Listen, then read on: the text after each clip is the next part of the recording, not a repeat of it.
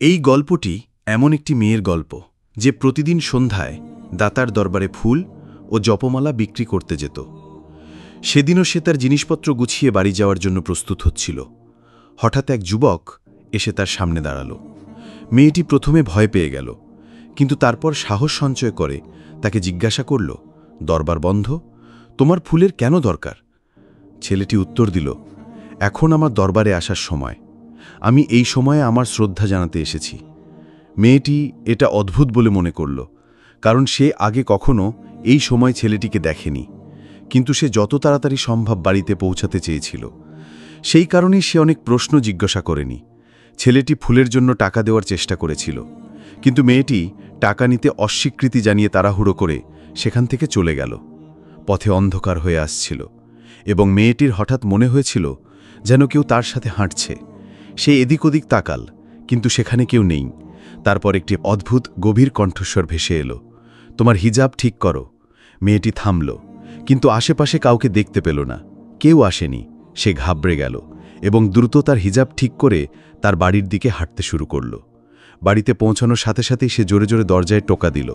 আম্মা দরজা খুলে মেয়েটির ফ্যাকাশে মুখ দেখে ঘাবড়ে গেল। কি হয়েছে, তুমি এত ঘাবড়ে যাচ্ছ কেন? কিন্তু মেয়েটি কিছুই বলল না। সে জানত যে যদি সে সত্য কথা বলে তাহলে আম্মা তাকে আর কাজে যেতে দেবে না। সে শুধু বলল, আম্মা, তুমিই তো বলেছ যে আমাদের মাগরিবের পর বাড়ি ফিরে যাওয়া উচিত। সেই রাতে মেয়েটি একটা অদ্ভুত স্বপ্ন দেখল। ঝাপসা মুখ, রাগী চোখ আর একই কণ্ঠস্বর, আজকের পর থেকে হিজাব তোমার মাথা থেকে সরে যাওয়া উচিত নয়। ভয়ে ঘুম ভেঙে গেল এবং তারপর আজানের আওয়াজ এলো। মেয়েটি স্বস্তির নিঃশ্বাস ফেলে অজু করতে গেল। নামাজের সময় সে একটা মিষ্টি সুগন্ধ অনুভব করল। আম্মাকে জিজ্ঞাসা করলে সে বলল, আমি কোনো সুগন্ধ পাচ্ছি না। সকালে মেয়েটি যখন দরবারে পৌঁছাল তখন সেখানকার পরিবেশ একটু অদ্ভুত ছিল। সাধারণত ভিড় থাকত, কিন্তু আজ জনশূন্য ছিল। হঠাৎ করেই ভিড় বেড়ে গেল এবং মেয়েটির দোকানে এত বেশি গ্রাহক এলো যে কয়েক মিনিটের মধ্যেই তার সমস্ত জিনিসপত্র বিক্রি হয়ে গেল। কিন্তু সেই একই যুবক আবার তার সামনে দাঁড়িয়েছিল। আমি কি কিছু ফুল পেতে পারি? মেয়েটি বলল, আজ সব জিনিসপত্র বিক্রি হয়ে গেছে। ছেলেটি হালকা হেসে বলল, একবার দেখে নাও, হয়তো আমার জন্য কিছু বাকি আছে। মেয়েটি অবাক হয়ে খালি জায়গাটির দিকে তাকালো, যেখানে তার সমস্ত জিনিসপত্র বিক্রি হয়ে গেছে। কিন্তু যখন সে আবার তাকালো তখন সব জিনিসপত্র যেমন ছিল তেমন পড়েছিল। তার গা শিউড়ে উঠল। এটা কিভাবে সম্ভব? ছেলেটি হেসে বলল, এখন আমি তোমাকে ফুল দেব, তাই না? মেয়েটি চুপচাপ ফুলগুলো বের করে তাকে দিল। যাওয়ার সময় ছেলেটি আরও একটি কথা বলল, সব কিছু নিয়ে চিন্তা করো না এবং তোমার মা যেখানে বিয়ে করতে বলছেন সেখানে বিয়ে করো। এটা করো, তোমার জন্য ভালো হবে। মেয়েটি হতভাগ হয়ে দাঁড়িয়ে রইল এবং চলে যাওয়ার সময় তার দিকে তাকিয়ে রইল। এই লোকটি কে ছিল? এই কথা বলে সে চলে গেল, কিন্তু মেয়েটি এই কথা শুনে তার জায়গায় দাঁড়িয়ে রইল। তার মনে একটাই প্রশ্ন ঘুরপাক খাচ্ছিল, সে কিভাবে জানল যে তার আত্মীয় স্বজন আজ আসছে? সে এই চিন্তাটা মাথা থেকে ঝেড়ে ফেলে তার লাগেজ তুলে বাড়ির দিকে এগিয়ে যেতে লাগল। সারা পথ তার কানে একটা আওয়াজ ভেসে আসছিল, জাফরান জিন, জাফরান জিন। তুমি যখনই এই নাম ধরে ডাকবে তোমাকে সাহায্য করা হবে। একটা অদ্ভুত ভয় তার সত্তায় ঝুলেছিল। সে বুঝতে পারছিল না কি হচ্ছে। এই জাফরান জিনকে? সেও এ কথা ভাবছিল, কিন্তু ভয়ে তার মনে আধিপত্য বিস্তার করছিল। সে দ্রুত বাড়িতে পৌঁছে গেল। বাড়িতে পৌঁছানোর সাথে সাথে সে দেখতে পেল যে অতিথিরা এসেছেন। আম্মা তাকে ডাকলেন, অতিথিরা এসেছেন, তাড়াতাড়ি পোশাক বদলে এসো। অতিথিদের খবর শুনে সে সবকিছু ভুলে গেল। সে তার ঘরে চলে গেল এবং দ্রুত পোশাক বদলাতে শুরু করল। অতিথিদের সামনে এসে তার চোখ বিষণ্ণ হয়ে গেল। তারপর একজন মহিলার কণ্ঠস্বর ভেসে এলো। সে খুব সুন্দরী, তার মুখে হালকা হাসি ফুটে উঠল। মহিলাটি আবার বলল, জাফরান, তুমি আমাকে কেমন পছন্দ করেছো ফাতিমা? জাফরান নামটা শুনে প্রতিমার মনে যেন একটা বিদ্যুৎ চমকে উঠল। হঠাৎ সে চোখ তুলে সামনে তাকালো। অবাক হয়ে তার চোখ দুটো বিস্ফোরিত হয়ে গেল। তার সামনে সেই একই ছেলে বসে আছে যে প্রতিদিন মাগরিবের সময় দোকানে জিনিসপত্র কিনতে আসত। সে হতভাগ হয়ে গেল। হঠাৎ, আম্মা, এই সেই ছেলে! আম্মা আর অতিথিরা অবাক হয়ে তার দিকে তাকাতে লাগল। আম্মা অবাক হয়ে জিজ্ঞাসা করলেন, ছেলেটা কে? ফাতিমা? ফাতিমার হৃৎস্পন্দন দ্রুত হয়ে গেল। যখন সে কিছু বলতে পারছিল না, সে মনকে বোঝানোর চেষ্টা করছিল যে এই একই ব্যক্তি কিভাবে হতে পারে, সেই একই ব্যক্তি যে তাকে গতরাতে বলেছিল সব কিছু নিয়ে চিন্তা করো না, এবং আম্মা যেখানে বলছেন সেখানে আমাকে বিয়ে করো। জাফরান মৃদু হেসে বলল, ফাতেমা, এখন তুমি আমাকে চিনতে পেরেছ। এটা শুনে ফাতেমার রক্ত জমে গেল। সে কোনোভাবে নিজেকে সামলে নিল এবং বলতে চেষ্টা করল, তুমি কে? জাফরান তার চোখের দিকে গভীরভাবে তাকিয়ে বলল, আমি সেই ব্যক্তি যে তোমার প্রতিটি ফোনে তোমার সাথে থাকব, যেমনটা আমি বলেছিলাম। যখনই তুমি ফোন করবে জাফরান, তোমাকে সাহায্য করা হবে। ফাতেমার শ্বাস প্রশ্বাস দ্রুত হয়ে উঠল, তার হাত পা ঠান্ডা হয়ে গেল। সে এখন বুঝতে পারছিল যে তার সাথে যা ঘটছে, গত কয়েকদিন ধরে যা ঘটছে তা স্বাভাবিক ছিল না। সে ভাবতে শুরু করল যে সে মানুষ কিনা। আম্মা এবং পরিবারের বাকিরা বুঝতে পারছিল না। তারা ভেবেছিল এটা একটা স্বাভাবিক সম্পর্ক।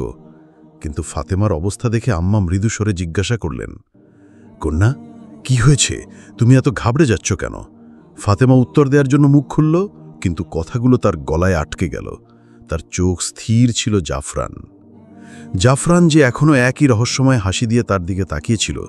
সেই ছেলেটির মা তৎক্ষণাৎ বললেন, বাবা, তুমি অন্য কারো কথা বলছো না? তুমি কি অন্য কাউকে পছন্দ করো? সে ঘাবড়ে গেল এবং দ্রুত মাথা নাড়ল। না না, এমন কিছু হয়নি। মহিলাটি হেসে বলল, ঠিক আছে, আমরা আজই বিয়ের তারিখ ঠিক করব। যত তাড়াতাড়ি সম্ভব আমাদের বিয়ে করতে হবে। আমাদের একটাই ছেলে আছে এবং তার বিয়ের জন্য আমাদের খুব ইচ্ছা। আম্মাও হাসলেন। আমার মেয়েটিও সবার বড়।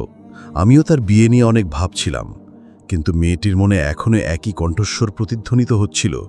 জাফরান, যার হৃদয় বলছিল যে এটি কোনো সাধারণ বিষয় নয়, কিন্তু ব্যাপারটা কি সে বুঝতে পারছিল না, এবং এক অদ্ভুত দ্বিধায় পড়ে গেছে। সে ভাবছিল যে সে কেন তার ঈশ্বরের কাছে সাহায্য চাইবে না। কিন্তু এই সময় বাড়ির সবাই জেগেছিল। সে সিদ্ধান্ত নিয়েছে যে সে সকালে তাহাজ্জুদের সময় নামাজ পড়বে।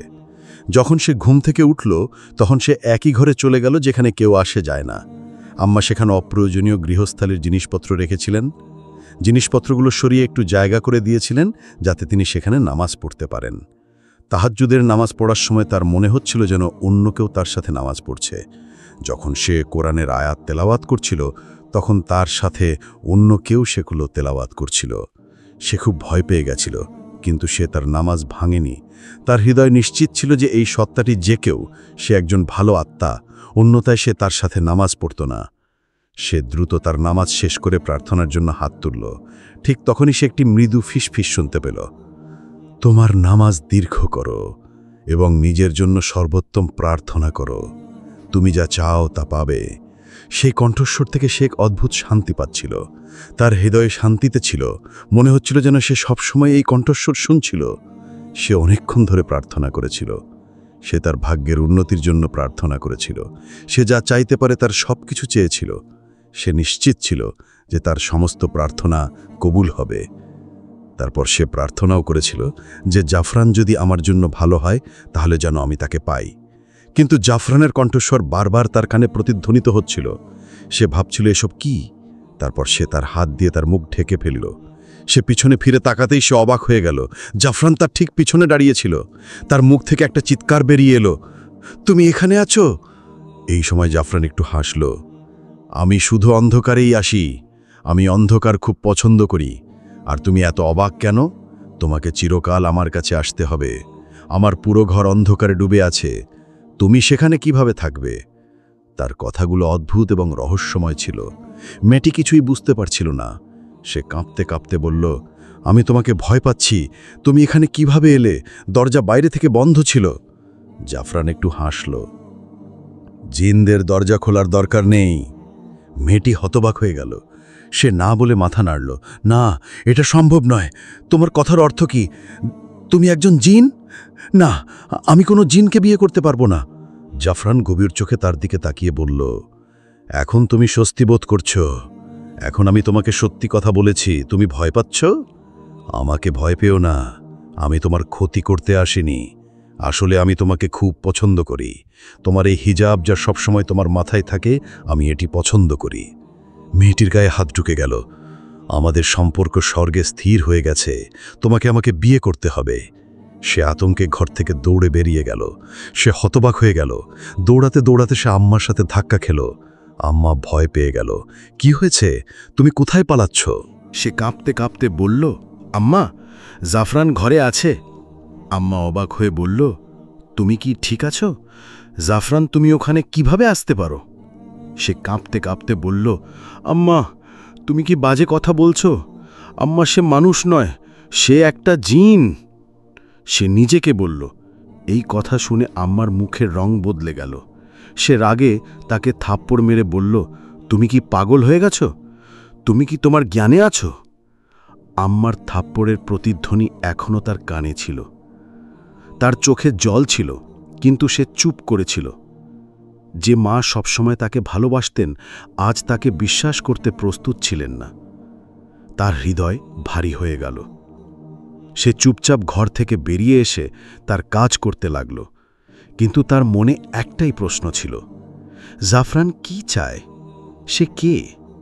আর তার সবচেয়ে বড় সমস্যা ছিল যে আম্মা তার একটা কথাও বিশ্বাস করত না। হঠাৎ কেউ তার সামনে কয়েক হাজার টাকা রাখলে সে এই চিন্তায় ডুবে গেল। সে অবাক হয়ে টাকার দিকে তাকাল, এবং সে তাকাতেই তার রাগ সপ্তম আকাশে পৌঁছে গেল। জাফরান ছাড়া তার সামনে আর কেউ ছিল না। সে রিগে উঠে দাঁড়িয়ে তার কলার ধরে। তুমি কি চাও? তুমি কে? এখান থেকে চলে যাও। এখন থেকে আমাকে তোমার মুখও দেখাবে না। কিন্তু জাফরান তার কথা শুনে শুধু হাসল। তার চোখে এক অদ্ভুত ঝলক দেখা গেল, যেন সে আগের থেকেই সব কিছু জেনে ফেলেছে। ভেবে দেখো, তোমার মা তোমাকে আমার সাথে বিয়ে দিতে চায়। এবং হ্যাঁ, আরও একটি কথা, এখন থেকে তাকে কিছু বলার দরকার নেই। নইলে আজ আমার নির্দেশে সে যেভাবে তোমার সাথে এমন করেছে, সে এমন মনোভাব গ্রহণ করেছিল যে ভবিষ্যতেও সে একই কাজ করবে। আমি তাকে এমনভাবে চোখ বেঁধে দেব যাতে সে কিছুই দেখতে না পায়। তার স্বর নরম ছিল, কিন্তু তার কথায় একটা অদ্ভুত ভয় লুকিয়েছিল। ফাতিমার মনে হলো যেন তার পায়ের তলা থেকে মাটি সরে গেছে। তুমি আমার মায়ের সাথে কিছু করেছ? তার কণ্ঠ কাঁপতে কাঁপতে জাফরান তার চোখের দিকে তাকিয়ে মৃদু স্বরে বলল, তোমার মা শুধু তোমার মা নন, তিনি আমারও মা। এখন তোমার মেনে নেওয়া উচিত যে আমাদের সম্পর্ক ইতিমধ্যেই ঠিক হয়ে গেছে। ফাতিমাকে অস্বীকার করলে কিছুই বদলাবে না। যত তাড়াতাড়ি তুমি এটা বুঝতে পারবে, ততই ভালো হবে। ফাতিমার শরীর কেঁপে উঠল।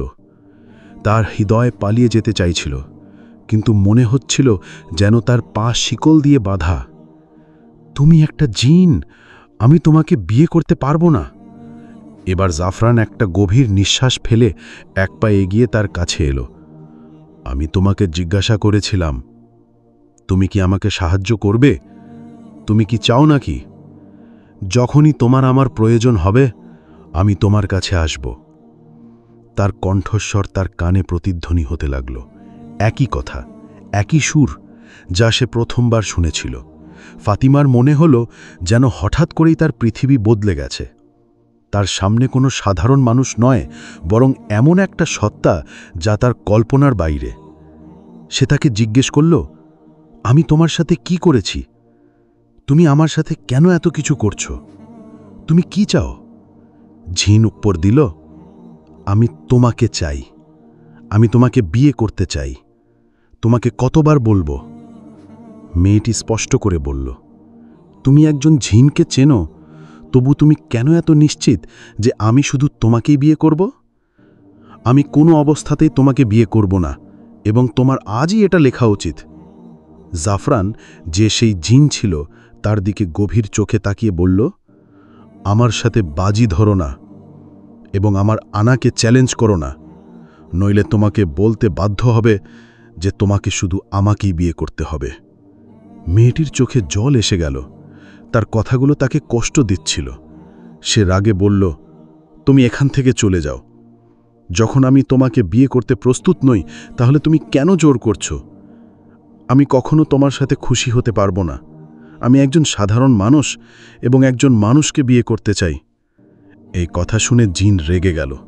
সে মেয়েটির হাত ধরে বলল, তোমাকে এখান থেকে নিয়ে যেতে আমার মাত্র 2 মিনিট সময় লাগবে। তারপর তুমি যা ইচ্ছা তাই করবে। আমি তোমাকে থামাবো না, কিন্তু তুমি আমার পৃথিবীতে, আমার কলোনিতে যাবে, যেখানে আমার শাসন বিরাজ করবে। তুমি আমার হাতের পুতুল হয়ে থাকবে। মেয়েটি ভয়ে কেঁপে উঠল। সে অনুনয় করে বলল, না, তুমি আমার সাথে কিছু করো না, আমি তুমি যা বলবে তাই করব। জিন তার কথা শুনে হাসতে শুরু করল এবং বলল, তোমার আমাকে ভয় পাওয়ার দরকার নেই। তুমি একটা বোকা। তুমি একমাত্র আমার হৃদয়ে শাসন করে। তুমি যদি চাও, তুমি আমাকে যে কোনো কিছু করতে বাধ্য করতে পারো, তবে ভালোবাসা এবং স্নেহ দিয়ে। কিন্তু যদি তুমি জোর করো, মনে রেখো যে আমি তোমার চেয়ে বেশি জেদি। মেয়েটি মাথা নাড়িয়ে বলল, ঠিক আছে, আজ থেকে আমি জোর করব না, কিন্তু আমাকে কোথাও নিয়ে যেও না। আমি আমার মায়ের সাথে থাকতে চাই, আমি তার সেবা করতে চাই। আমার বাবা মারা গেছেন, আমার মা একা। ঈশ্বরের দোহাই, এটা করো না। জিন কিছুক্ষণ চুপ করে রইল, তারপর বলল, ঠিক আছে, কিন্তু তোমাকে বিয়ে করতে হবে, এবং তুমি কেবল আমাকেই বিয়ে করবে। যদি তুমি অন্য কারো কথা ভাবো বা তোমার মার কাছে অন্য কারো কথা বলো, তাহলে আমি তোমার কথা মোটেও শুনব না। এই বলে সে হঠাৎ ধোঁয়ার মতো অদৃশ্য হয়ে গেল। মেয়েটি সেখানে দাঁড়িয়ে কাঁপছিল। সে ভাবছিল এখন তার কি করা উচিত, কার কাছে সাহায্য চাইবে। মালঙ্গুনি ঠিকই বলেছিল, দাতা দরবারে কি তার কি সত্যি চাদর দেওয়া উচিত, কিন্তু একমাত্র আল্লাহই তাকে সাহায্য করতে পারেন। সে সিদ্ধান্ত নিল যে সে তার ঈশ্বর ছাড়া অন্য কারো কাছে সাহায্য চাইবে না। এই ভেবে সে তার জিনিসপত্র গুছিয়ে বাড়ির দিকে রওনা দিল। সে হাঁটতে শুরু করল, কিন্তু কেন জানি না বাড়ি যেতে তার আর ইচ্ছে করছিল না। পথে একটা সুন্দর বাগান ছিল যা সে সব সময় দূর থেকে দেখত, কিন্তু আজ তার মনে হচ্ছিল সেখানে যেতে। সে বাগানে প্রবেশ করল। সেখানকার ফুলগুলো খুব সুন্দর ছিল, যেন এই পৃথিবীর বাইরে থেকে এসেছে। সে ভাবছিল কেন সে আগে কখনো এই ফুলগুলো দেখেনি। সেখানে কোনো মালি ছিল না, তাহলে এই ফুলগুলো এখানে কিভাবে এলো? হালকা বাতাস বইছিল, ঠান্ডা বাড়তে থাকে এবং কুয়াশাও শুরু হয়ে গিয়েছিল। সে ভাবল যে এখানে কিছুক্ষণ শান্তিতে বসে থাকা উচিত। তার মনে হলো এই জায়গার মতো শান্তি সে আর কোথাও পায়নি। তারপর একজন বৃদ্ধ লোক সেখানে এসে আরামে বসল। তার মুখ এত উজ্জ্বল ছিল যে মেয়েটির দিকে তাকালেই তার চোখ জ্বলে উঠল। সে অবাক হয়ে গেল যে একজন সাধারণ মানুষের মুখে এত আলো কিভাবে হতে পারে। সময় দ্রুত চলে যাচ্ছিল এবং কখন সন্ধ্যা হয়ে গেল তা সে বুঝতেও পারেনি। হঠাৎ বৃদ্ধ লোকটি তার দিকে তাকিয়ে মুচকি হেসে বলল, কন্যা, তুমি কে? তুমি খুব সুন্দর। মনে হচ্ছে তুমি স্বর্গের রাজকন্যা। তুমি অন্য কোন জগৎ থেকে এসেছ? মেয়েটি হেসে বলল, আমিও ভাবছিলাম যে তুমিও হয়তো অন্য কোনো জগৎ থেকে এসেছ। বৃদ্ধ লোকটি হেসে বলল, তুমি ঠিকই চিনতে পেরেছ। তোমার এমন ক্ষমতা আছে যা অন্য জগতের মানুষকে চিনতে পারে। আমিও ঈশ্বরের সৃষ্টি, এবং আমি এখানে আমার ছেলের জন্য ক্ষমা চাইতে এসেছি। মেয়েটি হতবাক হয়ে গেল। বৃদ্ধ লোকটি আরও বলল, আমি একজন জিনাত, আমার উপনিবেশের রাজা। যখন আমি আমার উপনিবেশের মানুষকে কষ্টে দেখতে পারি না, তখন তুমি মানুষের উপনিবেশের, এবং আমি তোমাকে কষ্টে দেখতে পারি না। এটা ছেলেরও পছন্দ হওয়া উচিত। আমি জানি যে সে তোমাকে অনেক কষ্ট দিয়েছে, কিন্তু সে অজান্তেই এই সব করেছে। আমি তাকে অনেক তিরস্কার করেছি, কিন্তু এখন আমি তোমার কাছেও ক্ষমা চাইতে এসেছি। আমার ছেলে মেয়েকে ক্ষমা করো। বৃদ্ধ লোকটি একটা দীর্ঘ নিঃশ্বাস ফেলে বলল, যদি তুমি তাকে ক্ষমা না করো, তাহলে আমি তাকে আমাদের কলোনি থেকে বের করে দিতে বাধ্য হব। এখানে কেউ থাকতে পারবে না যারা মানুষকে ভয় দেখায়। আমরা এই ভালোবাসা এবং স্নেহ ভাগাভাগি করে। আমাদের কলোনিতে কেউ যদি এটা করে, তাহলে তার খুব কঠোর শাস্তি হবে। বলো মেয়ে, তুমি কি তাকে ক্ষমা করবে? এভাবেই বুঝো, তোমার বাবা তোমার কাছ থেকে কিছু চাইছে। বৃদ্ধ লোকটির কথা শুনে মেয়েটির চোখে জল এসে গেল। শাহে জিন্নাত আরও বলল, যদি তুমি বিয়েতে হ্যাঁ বলো, তাহলে আমাদের কলোনির বড় সমস্যার সমাধান হয়ে যাবে। আমাদের কলোনির একজন ভালো মানুষের প্রয়োজন, কারণ আমাদের কলোনির ওপর অভিশাপ আছে এবং কেবলমাত্র একজন ব্যক্তি আমাদের এখান থেকে বের করে আনতে পারে। বৃদ্ধ লোকটি তাকে বলল, যদি কোনো ব্যক্তি জিনের সাথে বিয়ে করে, তাহলেই কেবল আমাদের গ্রাম অভিশাপ থেকে মুক্ত হতে পারবে। বলো মেয়ে, তুমি কি আমার ছেলেকে বিয়ে করবে? তুমি কি আমাদের এই অভিশাপ থেকে মুক্ত করবে? মেয়েটি এটা শুনে হতবাক হয়ে গেল। সে বুঝতে পারছিল না যে সে এত বড় দায়িত্ব কিভাবে নিতে পারবে। সে বলল, আমি এটা করতে সক্ষম নই এবং আমিও এত বড় দায়িত্ব নিতে পারবো না। আমি কিভাবে এইসব করব? বৃদ্ধ লোকটি একটা দীর্ঘ নিঃশ্বাস ফেলে বলল, ঈশ্বর তোমাকে এমন ক্ষমতা দিয়েছেন যে তুমি এই দায়িত্ব নিতে পারো এবং আমাদের এই সমস্যা থেকে বের করে আনতে পারো। তুমি কি চাও না যে তুমি এই পৃথিবীতে আসার পর থেকে কাউকে সাহায্য করো? এটা তোমার জন্য একটা ভালো কাজ হবে এবং আমাদেরও সাহায্য করবে। আমাদের তোমাকে প্রয়োজন এবং আমি জানি যে তুমি আমাদের চাহিদা পূরণ করবে। বলো মেয়ে, তাই না? বৃদ্ধ লোকটির অনুরোধ মেয়েটির হৃদয়ে প্রভাব ফেলে। সে নিজেই অবাক হয়ে গেল কেন সে তার জন্য করুণা অনুভব করতে শুরু করল। কিছু না ভেবেই তার মুখ থেকে বেরিয়ে এলো যে হ্যাঁ, আমি তোমাকে সাহায্য করব, আমি এর জন্য প্রস্তুত। এই কথাগুলো বলার সাথে সাথে সে অনুভব করল যে সে একটা সমাধির মতো অবস্থায় আছে। সে বিশ্বাস করতে পারছিল না যে সে কিভাবে এই সিদ্ধান্ত নিয়েছে। মনে হচ্ছিল যেন কেউ তাকে এই কথাগুলো বলতে বাধ্য করেছে। হঠাৎ তার চোখ বন্ধ হয়ে গেল এবং যখন সে আবার চোখ খুলল, বৃদ্ধ লোকটি সেখান থেকে অদৃশ্য হয়ে গেল। সে চারপাশে তাকালো, কিন্তু এখন যেখানে সে বসেছিল সেই সুন্দর বাগানটি হঠাৎ অদৃশ্য হয়ে গেল। সেই জায়গাটি এখন জনশূন্য দেখাচ্ছে। তখন একজন মহিলা কাছে এসে বললেন, মেয়ে, তুমি কে? এত সুন্দর হয়েও আবর্জনার স্তূপে বসে আছো কেন? মেয়েটি অবাক হয়ে তার দিকে তাকালো। সে বিশ্বাস করতে পারছিল না যে সে কি বলছে। আবর্জনার স্তূপ? মেয়েটি নিজেকে জিজ্ঞাসা করল, এটি এত সুন্দর বাগান ছিল? কিন্তু যখন সে আবার চারপাশে তাকালো, তখন তার চোখ বড় বড় হয়ে গেল। সত্যিই আবর্জনার স্তূপ ছিল। এখন সে সেই গন্ধ অনুভব করতে শুরু করল যা সে আগে জানত না। সে আতঙ্কে সেখান থেকে উঠে দ্রুত তার কাপড় ধুলো করতে শুরু করল। সে নিজের উপর বিরক্ত বোধ করল যে সেই জঞ্জালে কেন বসে আছে। সে দৌড়ে বাড়ি চলে গেল এবং কিছু না বলে সোজা ওয়াশরুমে চলে গেল। তার মা চিন্তিত হয়ে তার পিছনে পিছনে গেল এবং দরজার বাইরে দাঁড়িয়ে ফাতিমাকে জিজ্ঞাসা করল, কি হয়েছে? তুমি কি ভালো বোধ করছো? আজ আগে কখনো তুমি এমন আচরণ করনি। আসার সাথে সাথেই কেন ওয়াশরুমে ঢুকে গেলে? সব ঠিক আছে তো? মেয়েটি ওয়াশরুমের ভেতরে কাঁদছিল। সে জোরে বলল, কিছু একটা ঠিক হচ্ছে না আম্মা। আমার মনে হচ্ছে আমি পাগল হয়ে যাব। আমার সাথে কি হচ্ছে বুঝতে পারছি না। মনে হচ্ছে আমি যেন একটা ভয়ঙ্কর স্বপ্ন দেখছি। আম্মা ভয় পেয়ে গেল। সে বলল, বেরিয়ে এসো ফাতেমা, পুরো ঘটনাটা বলো। মেয়েটি বেরিয়ে এসে কাঁদতে কাঁদতে তার মাকে পুরো ঘটনাটা বলল। আম্মা মাথা ধরে বসে কাঁপতে কাঁপতে বলল, আমাদের সাথে কি হচ্ছে? মেয়েটি বলল, আম্মা, আমি নিজেও জানি না। আমি খুব কষ্ট পাচ্ছি। আমার মনে হয় আমাদের কোনো পীর বাবার কাছে যাওয়া উচিত। আম্মা রাজি হয়ে বললেন, চলো দাদার দরবারে যাই। আমরা সেখানে কোনো মালঙ্ক জিজ্ঞাসা করব তোমার কি হয়েছে। কিন্তু মেয়েটি তাড়াতাড়ি রাজি হয়ে গেল, না আম্মা, আমি সেখানে যেতে চাই না। আমি জানি না কেন ওরা আমার কাছে ভালো মনে হচ্ছে না। আম্মা অবাক হয়ে বললেন, তোমার মন তো ঠিক আছে? ওরা সবাই আল্লাহর মহান ও ইবাদতকারী মানুষ ছিল। মেয়েটি তখন বলল, আম্মা, যাই হোক না কেন আমি সেখানে যাব না। আমি আমার আল্লাহর কাছে সাহায্য চাইতে চাই। যখন একমাত্র তিনিই দান করবেন, তাহলে আমি কেন অন্য কারো কাছে যাব? আম্মা একটা দীর্ঘ নিঃশ্বাস ফেলে জিজ্ঞাসা করলেন, তাহলে তুমি কি চাও? মেয়েটি উত্তর দিল, আম্মা, চলো আমরা কোনো মৌলভী সাহেবের কাছে যাই এবং তার কাছে কিছু বৃত্তি অথবা কোরআনের কোনো আয়াত চাই যা আমাকে সাহায্য করতে পারে। আম্মা রাজি হয়ে বললেন, ঠিক আছে, চলো আমরা কাছের মসজিদের মৌলভী সাহেবের কাছে যাই। পরের দিন সকালে মেয়েটি এবং তার মা কাছের মসজিদের মৌলভী সাহেবের কাছে যেতে বেরিয়ে পড়লেন। তারা আশা করছিলেন যে হয়তো এখন তারা এই সমস্যার সমাধান খুঁজে পাবেন। কিন্তু তাদের সমস্যা কি সত্যি শেষ হয়ে যাবে? যখন সে ইমাম সাহেবকে তার পরিস্থিতি জানালো, তখন তিনিও গভীর চিন্তায় পড়ে গেলেন। সে কিছুক্ষণ চুপ করে রইল এবং ভাবল, তারপর বলল, তোমরা সবাই জুমরার রাতে আমার কাছে এসো, আমি দেখব এই ব্যাপারে কি করা যায়।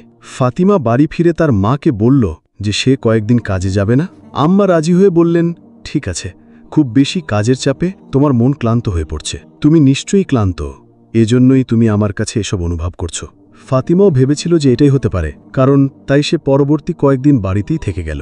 না সে কোথাও গেল, না তার মা তাকে যেতে দিল। অবশেষে জুমরার রাত এলো। ফাতিমা আবার তার মায়ের সাথে ইমাম সাহেবের কাছে গেল। তিনি তাকে বসতে ইশারা করলেন এবং বললেন, আমার তোমার সাথে গুরুত্বপূর্ণ কিছু কথা বলতে হবে। তারপর তিনি গম্ভীর স্বরে বললেন, তুমি কি কখনো দরবারে গিয়েছ? ফাতিমা হ্যাঁ সূচক মাথা নাড়লেন এবং বললেন, হ্যাঁ, আমি দরবারের বাইরে জপমালা এবং ফুল দিই। ইমাম সাহেব একটা গভীর নিঃশ্বাস নিলেন এবং বললেন, এটাই কারণ। সেখানে তিনি বললেন, ঝাঁসি গালন দিয়ে। হ্যাঁ, এটা প্রায়ই হয়। বিশেষ করে যখন আমি দরবার থেকে ফিরে আসি। ইমাম সাহেব মাথা নিচু করে বললেন, তাহলে অবশ্যই সে তোমার সাথে আসবে, কিন্তু চিন্তা করার কোনো কারণ নেই। আমি তোমাকে একটা আমল বলবো যা তোমাকে 7 দিন ধরে করতে হবে। ফাতিমা কোনো কারণ ছাড়াই এটা করেছিল। সে দ্বিধাগ্রস্তভাবে রাজি হয়ে গেল। ইমাম সাহেবটাকে সূরা জিনের ওজিফা সম্পর্কে বললেন, যা তাহাজ্জুদের সময় সকালে করতে হবে। যদিও ফাতিমা তাহাজ্জুদের সময় এক অদ্ভুত ভয় অনুভব করতেন। তিনি অনুভব করতেন যে কেউ তার সাথে নামাজ পড়ছে, কিন্তু তিনি সাহস হারাননি এবং কোনোভাবে 7 দিন ধরে এই ওজিফাটি পালন করেন। শেষ দিন যখন তিনি ওজিফা সম্পন্ন করেন, তখন তার মনে হয়েছিল যেন তার কাঁধ থেকে একটি ভারী বোঝা নেমে গেছে। সে এক অদ্ভুত শান্তি অনুভব করেছিল, যেন কেউ তার ব্যথা দূর করেছে। সে তৎক্ষণাৎ ইমাম সাহেবের কাছে গেল এবং তাকে বলল যে, মৌলভী সাহেব, আমি 7 দিনের ওজিফা সম্পন্ন করেছি। ইমাম সাহেব হেসে বললেন, এখন 7 দিন ধরে সূরা রেহমান পাঠ করো। 1 গ্লাস পানি তোমার সাথে রাখো। সূরা রেহমান সম্পন্ন হলে অন্তরে ভালোবাসার সাথে 3 বার আল্লাহ বলো এবং তারপর সেই পানি পান করো। ইনশাল্লাহ এরপরে তুমি আর কোনো প্রভাব পাবে না। ফাতিমাও একই কাজ করল। 7ম দিন যখন সে ঘুমাচ্ছিল, জাফরান নামে একজন স্বপ্নে তার কাছে এলো। সে মৃদুস্বরে বলল, তুমি যদি আমার সাথে আমার পৃথিবীতে আসতে তাহলে ভালো হতো, কিন্তু তাতে কিছু যায় আসে না। আমাদের সম্পর্ক সবসময় থাকবে। যখনই তুমি আমাকে হৃদয় থেকে স্মরণ করবে, আমি তোমার আশেপাশে থাকব। আমি জানি তুমি আমাকে ভয় পাও, কিন্তু চিন্তা করো না, আমি কখনো তোমার ক্ষতি করব না। এটাই তোমার প্রতি আমার প্রতিশ্রুতি। ফাতিমা স্বপ্নে কেঁপে উঠল। জাফরান আরও বলল, তোমার পবিত্রতা, তোমার নামাজের কারণেই আমি তোমাকে ভালোবাসতে শুরু করেছি। তোমার শরীর নয়, তোমার আত্মা। তাই আমি তোমাকে সহজেই ছেড়ে যাচ্ছি, কিন্তু যদি কখনো আমার প্রয়োজন বোধ করো, তাহলে আমাকে ভালোবাসার সাথে স্মরণ করো। তারপর সে নিচু স্বরে বলল, স্টোর রুমের জানালার কাছে একটা সুন্দর মালা রাখা আছে। যদি তুমি চাও আমি তোমার কাছে আসি, তাহলে সেই মালা তোমার গলায় পরিয়ে দাও এবং যখনই তুমি আমাকে স্মরণ করতে চাও, তখন এটি তোমার হাতে ধরো। আমি তোমার কাছে আসব। ফাতিমা ভয়ে উঠে দাঁড়ালো। আম্মাকে জাগিয়ে দিয়ে সব খুলে বলল। আম্মাও অবাক হয়ে বললেন, চলো ইমাম সাহেবকে জিজ্ঞাসা করি এসব কি। যখন তিনি ইমাম সাহেবের কাছে পৌঁছালেন, তিনি ফাতিমার পুরো গল্পটা শুনলেন এবং গুরুত্ব সহকারে বললেন যে তিনি কোনো অশুভ আত্মা নন, বরং একজন ভালো জিন। তাই তিনি আপনার ক্ষতি করেননি, বরং আপনাকে সাহায্য করার উপায়ও দেখিয়েছেন। যদি আপনি কখনো তার প্রয়োজন বোধ করেন, তাহলে আপনি তাকে স্মরণ করতে পারেন। তিনি অবশ্যই আপনাকে সাহায্য করতে আসবেন। তারপর তিনি আরও একটা কথা বললেন, যদি আপনি চান যে আপনার এবং তার সম্পর্কটি ভালো পথে চলতে থাকে, তাহলে প্রতি বৃহস্পতিবার একই স্টোর রুমে বসে সূরা জিন পাঠ করুন। এটি কেবল আপনাকেই নয়, তাকেও সাহায্য করবে। ফাতিমা এখন বুঝতে পারছিল যে তার জীবনে যা কিছু ঘটেছিল তা কোনো খারাপ স্বপ্ন নয়, বরং বাস্তবতা ছিল, এবং এখন তার প্রার্থনা এবং আল্লাহর রহমতের ওপর তার পূর্ণ বিশ্বাস ছিল।